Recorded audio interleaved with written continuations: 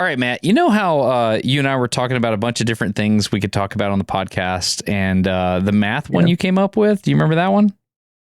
I still feel pretty clever about that one. Yeah, the math one. I saw a dude doing some math hacks on the internet, and I stuff I'd never thought about before. And I thought, I bet there are probably a lot more math hacks than that. And since I'm a math hack in a different sense of the word hack, I thought it'd be fun to learn a bunch of tricks and have you put together tricks for me, and then you would teach me math tricks. Okay, well, I didn't really do that, but I kind of did something better, I think. I would like to introduce you to Dr. Kevin Iga, math professor at Pepperdine University. Hi, how are you doing? I'm doing super, and I happen to know Dr. Kevin Iga, mathematics professor at Pepperdine University, and think rather highly of him.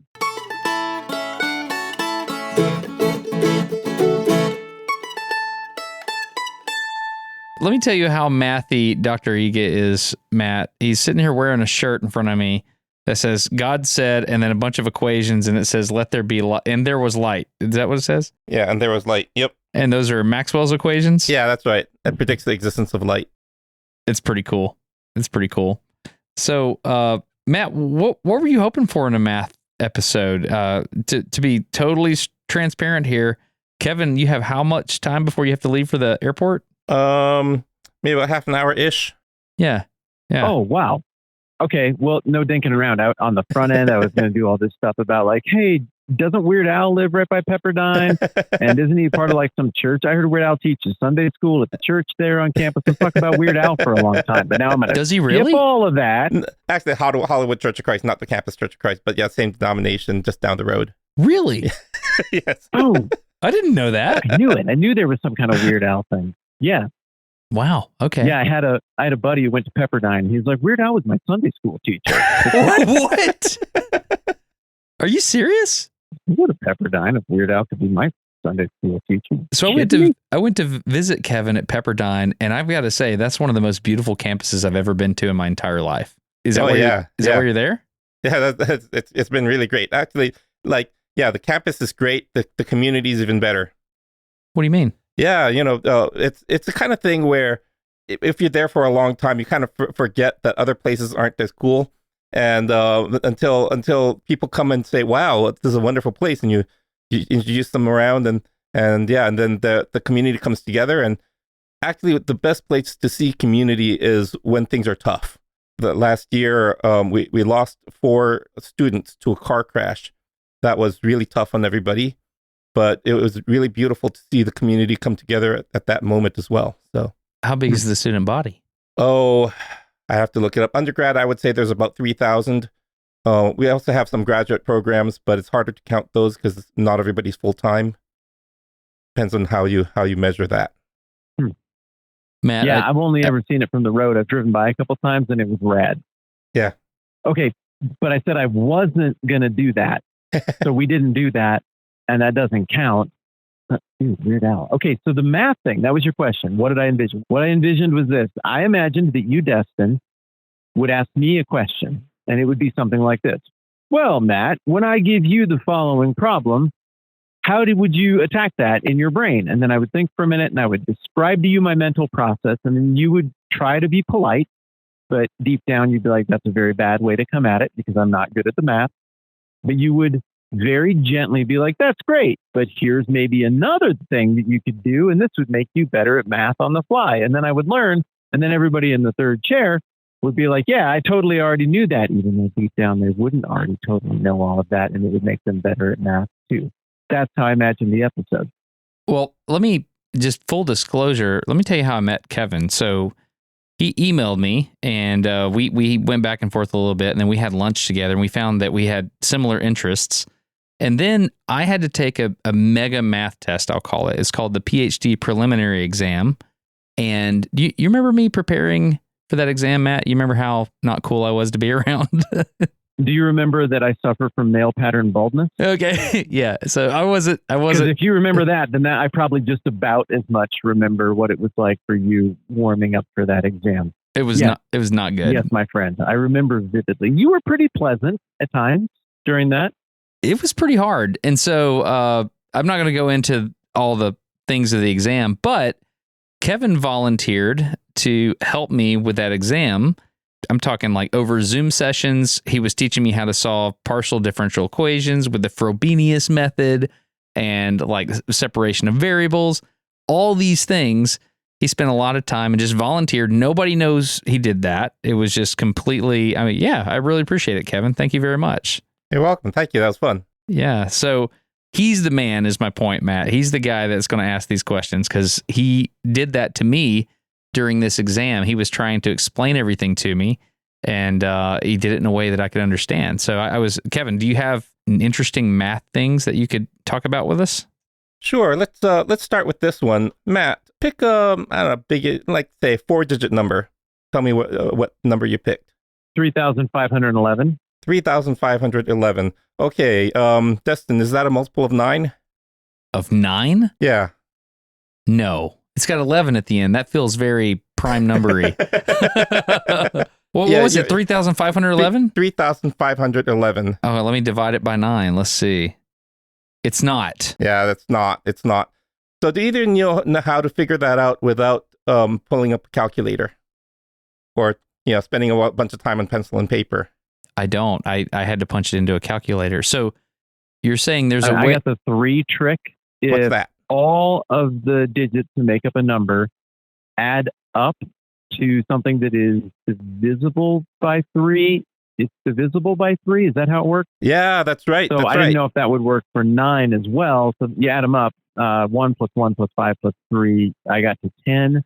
And I thought, what? That doesn't seem like it would work for the 3. So I bet it wouldn't work for the 9. So my guess was no. Matt, hold on.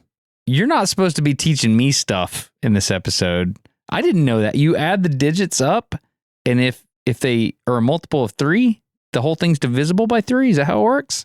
I think so, but I'm going to defer to Dr. Kevin Iga from Pepperdine University.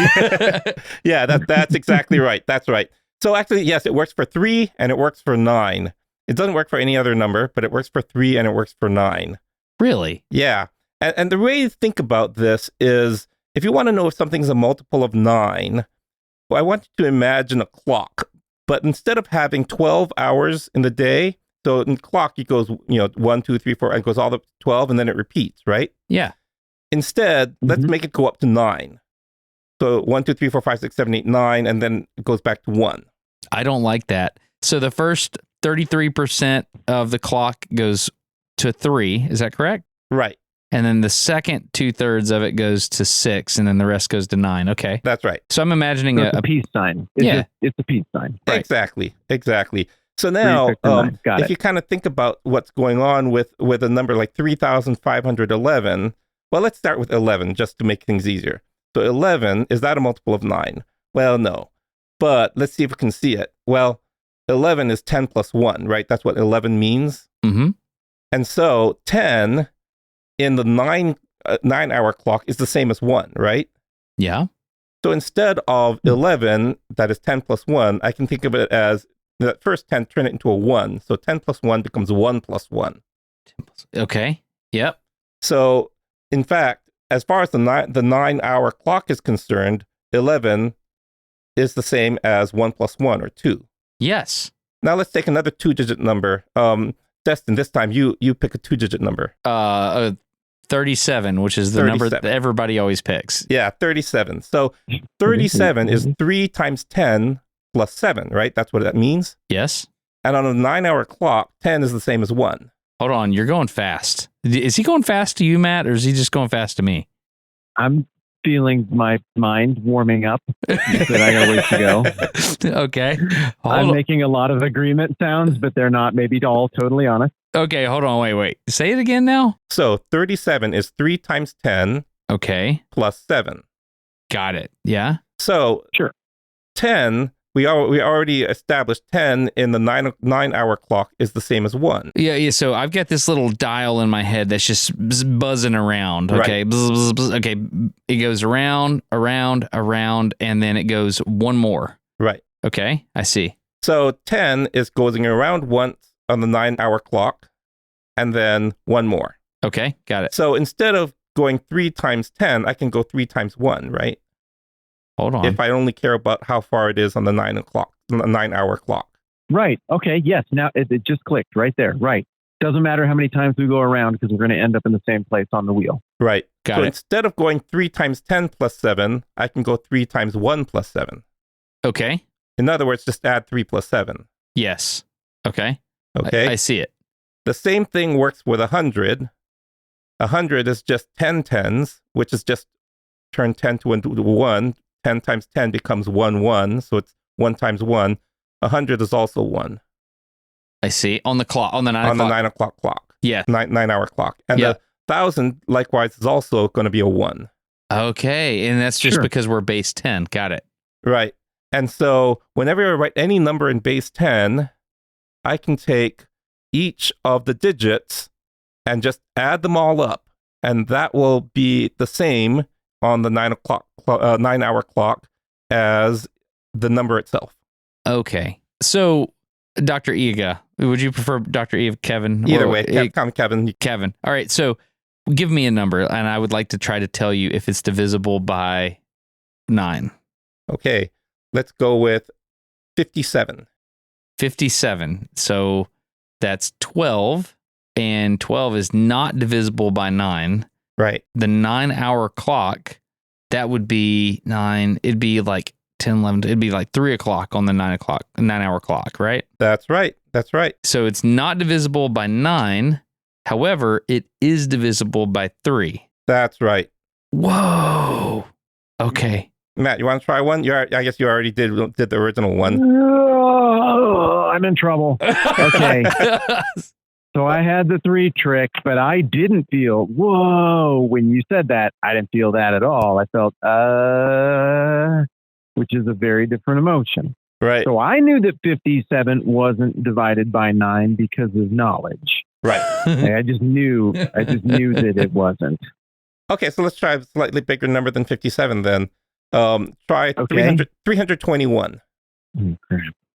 Okay. 321. Well, that is definitely divisible by 3. Yep. Because the sum of the digits is 6, and 6 is divisible by 3. So that's great. But I'm not understanding the trick for translating this to 9. Just do the same thing, So- but just see if it's divisible by 9. What do you mean? Like the sum of the digits? Yep. Well, 6 isn't divisible by 9. There you go. So it's not divisible by Is that 9. seriously it? That's That's seriously it. Yep. Why was I acting like this was hard? Yeah. This works for 3, divisible by 3. This works for if it's divisible by 9.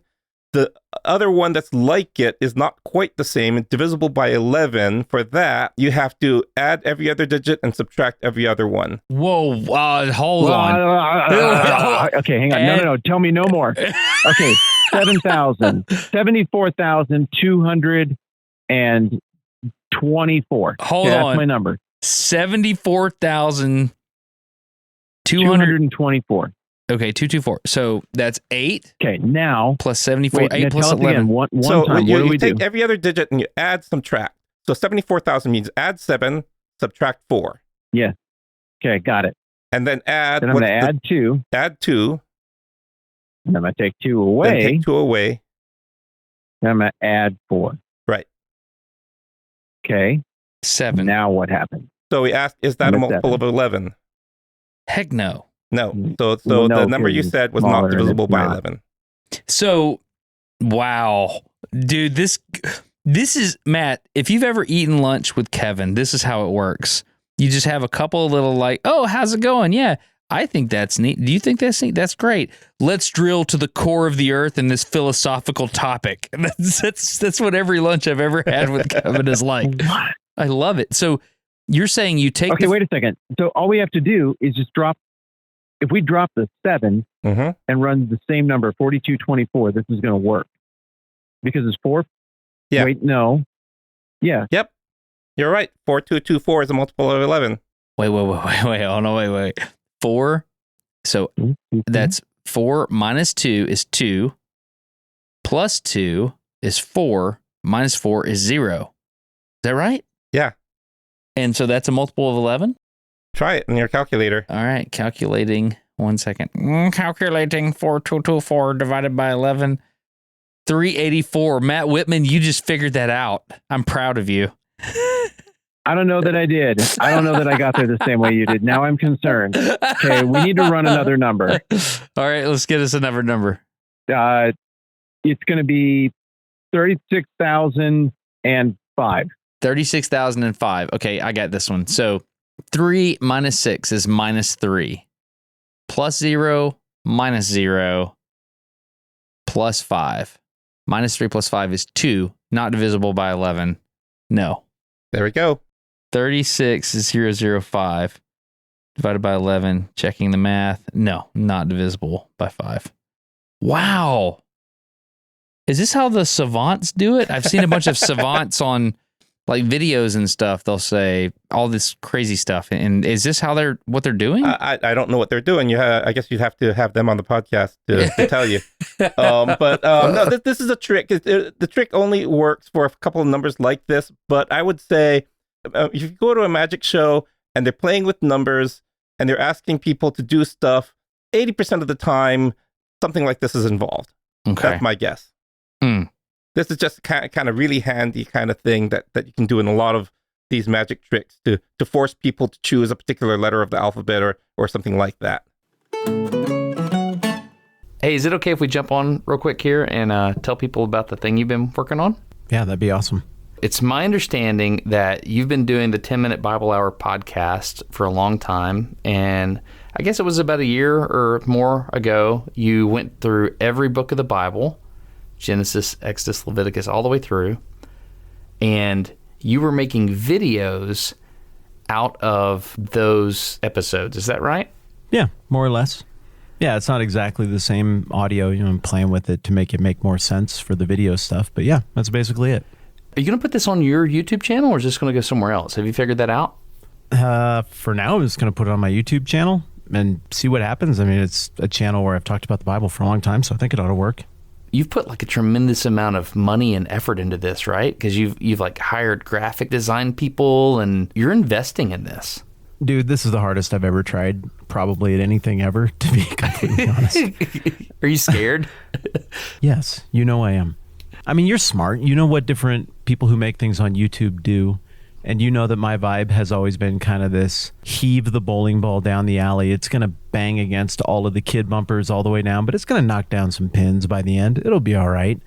And the sort of the slipshod, goofy, sometimes intentionally bad production is sort of part of the fun and the style of it.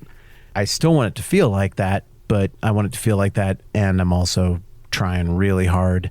And I roped in a couple of really skillful people to help me.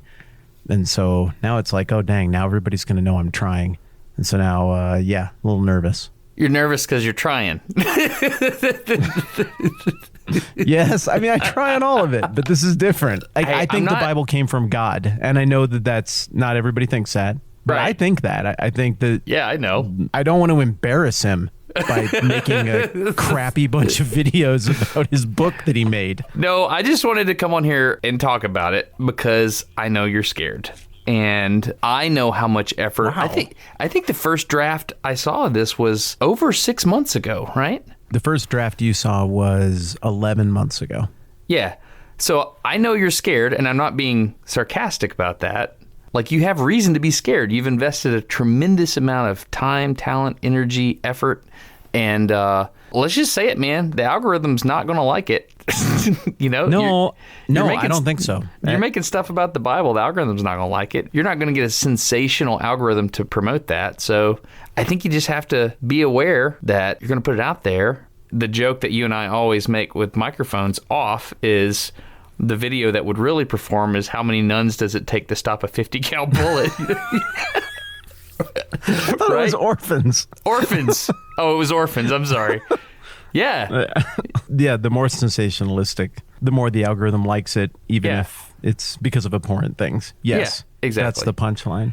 That is the punchline. Part of the reason that I'm nervous about this is that I didn't totally make the video for people who are already sympathetic to the Bible. Yeah. I tried really, really, really hard to tap into my skepticism, my questions, a long period of time that I went through in my own life of not really being on firm footing in terms of what I believe about God or about anything.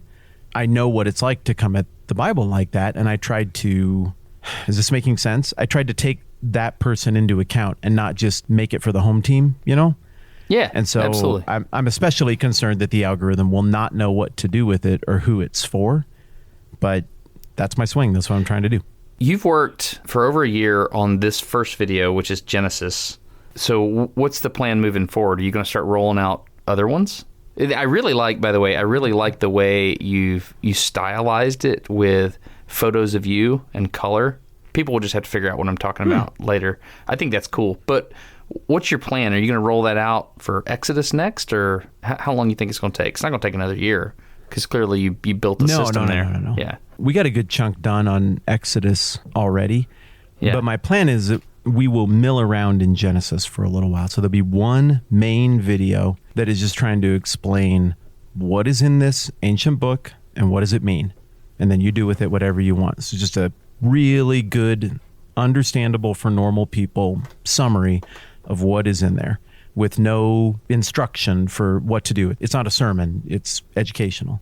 Yeah. And then there's going to be a shorter version of this Genesis video that is it's different words, it's different images, and this one just sort of focuses on the theme, and it's much shorter, like maybe 4 minutes. When you say shorter, I mean, are you playing the shorts game with this stuff too? Are you going to roll shorts out? I am, yeah.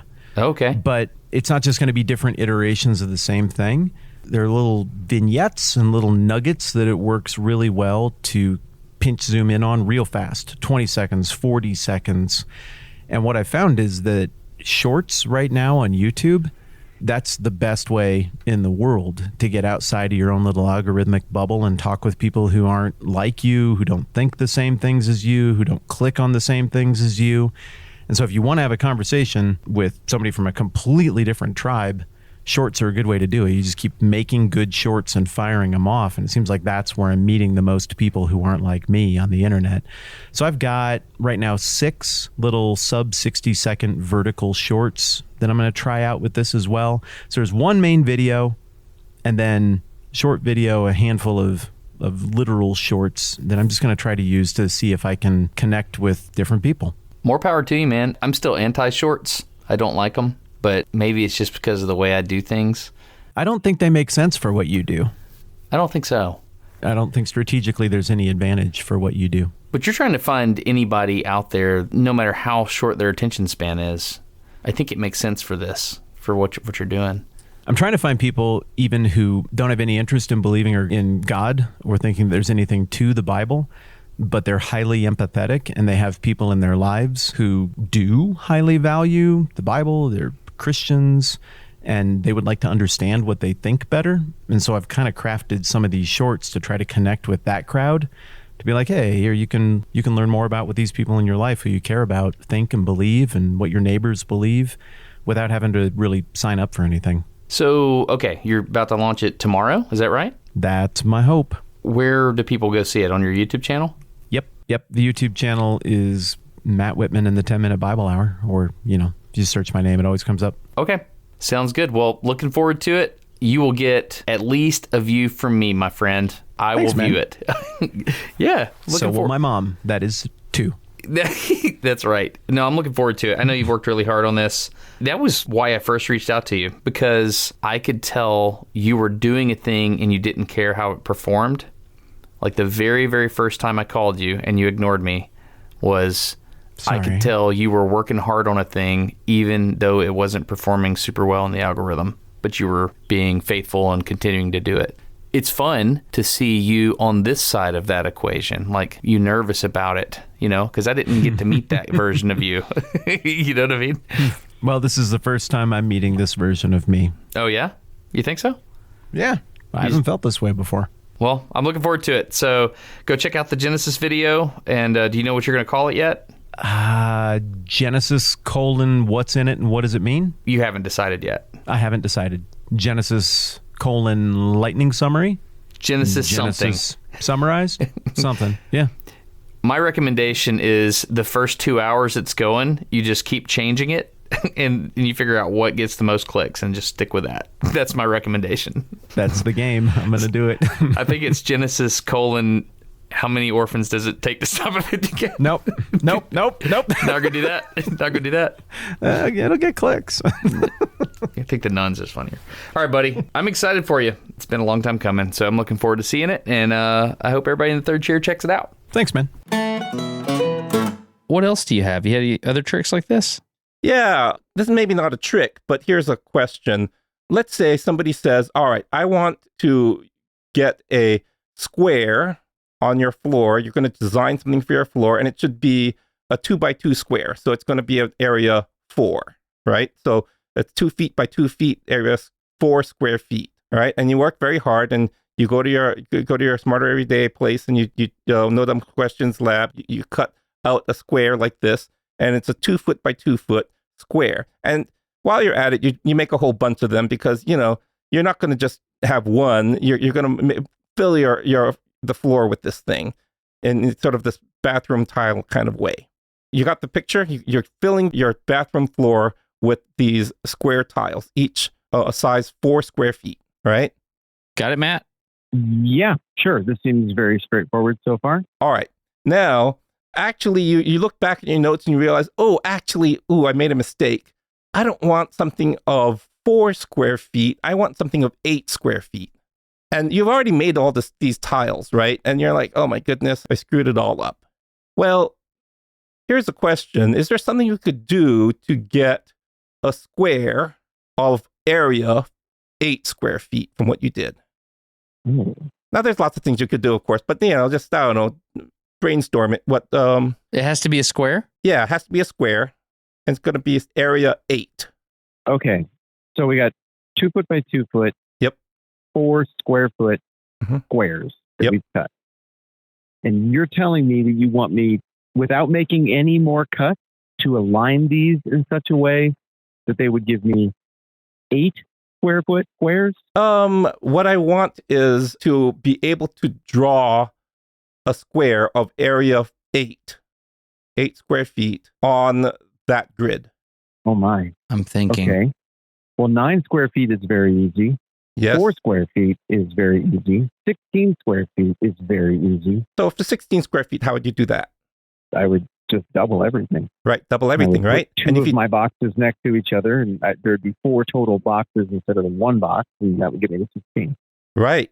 Now, here's the thing. What the problem that you're running into is when you double the length, what happens to the area? It quadruples. It quadruples, right? This is kind of not what we want. We want the area to double. Hold on. Just working on this over lunch. Yeah. This is crazy. Literally. Okay, no, let me explain this another way, my friends. So today, I got lunch with my friend Austin, who owns Armadillo's Ice Cream Shop in downtown Rapid City. It's a lovely place. Yeah. Austin got 3 bids for 3 different types of umbrellas to help provide shade to his customers. We spent lunch trying to figure out which would be the most cost efficient and would most provide shade for his customers. The various increments are similar to what we're talking about. And what we were having to figure out is how much would we have to stretch this proposed umbrella to double the square footage of shade that would be created by it. I literally just had to try to figure this out over lunch immediately before we got on this call. And you'll be proud to know I did not figure out how to do it. Well, I'm going to take a stab at it. So if I have a unit square, the hypotenuse is square root of 2. Right. So 1 by 1, if I draw a diagonal angle from corner to corner, it's square root of 2.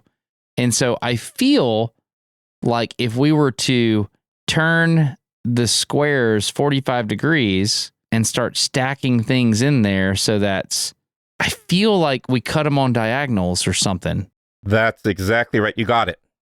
But I don't know how to do it. Yeah. So let's unpack a little bit of what's going on here. How do you cut an umbrella? So right. You started with these this grid of 2 by 2 squares, right?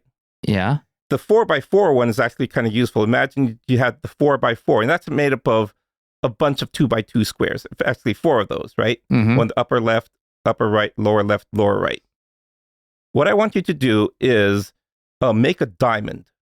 You're going to start from the top, the middle of the top of your 4x4 square, then go diagonally to the left in the middle of the left side. Oh, we cut the corners off each square. Yes. Oh. And you go from there to the bottom, in the middle of the bottom edge, then to the middle of the right edge, and back to the middle of the top edge. And that makes a diamond, right? Yes. But that's actually a square. It is. And so now the hypotenuse of each one is still 1. Is that right? Well, you don't goodness, have to measure the hypotenuse. You don't need to use Pythagorean theorem. All you need to do is notice this. Look at the upper left. Right. All you need to do is look at this. The upper left 2x2 square, you cut that in half, right? You just cut it like diagonally, like you might a tuna sandwich. Okay. And so the amount that's in your diamond is half of what you had. Uh-huh. Likewise, for the lower left, you cut it diagonally, and the part that you're going to keep is half of the total. There you go. And the one on the upper right and the bottom right, same thing. You've gotten half of your 16. Got it. And then you just use those little inner squares. Yeah. This is the math that goes into making mosaics. Yeah. That this is how you get your dimensions right. This is how you mark out your scale with like a chalk line or whatever. And then you cut from squares to get the proportions that you want. Oh, man. Oh, gosh, that makes so much sense.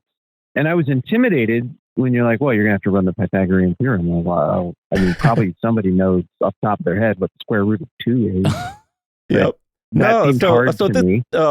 Matt, do you like Plato?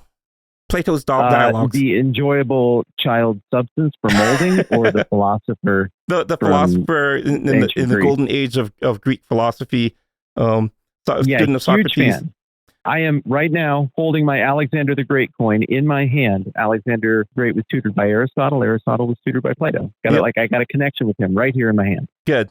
Look up Meno, M-E-N-O, dialogue with Meno. In the middle, okay, yeah. He has a boy come, and they're discussing how do we learn things, and he bring this boy up, and they ask this exact question that I've asked you, and walks the boy through this through the argument that I just gave you. We're talking ancient Greece doing exactly what we just did.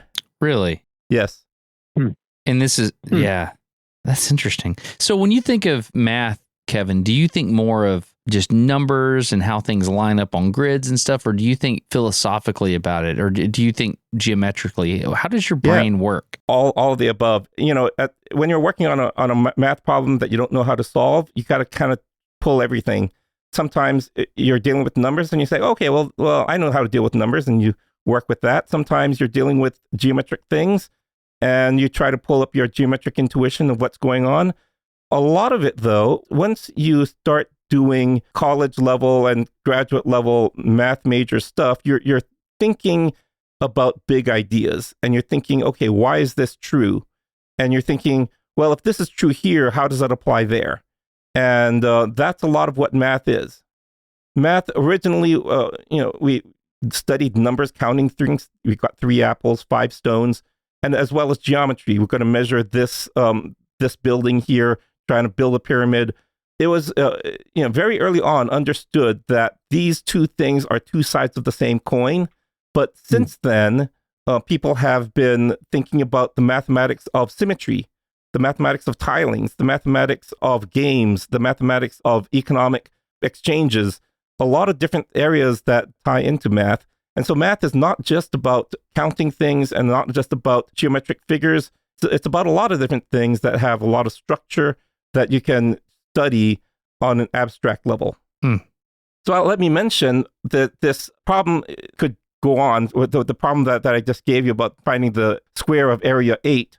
You could ask, okay, what size can we make a size of a big enough square so that square that's double the size, that side length, you want maybe that to have a whole number of, be a whole number, right? So we had a square of area 4 that had side length 2.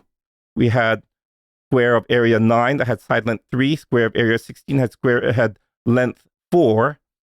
But these diagonal ones, those were not whole numbers. Can we get one that is a whole number?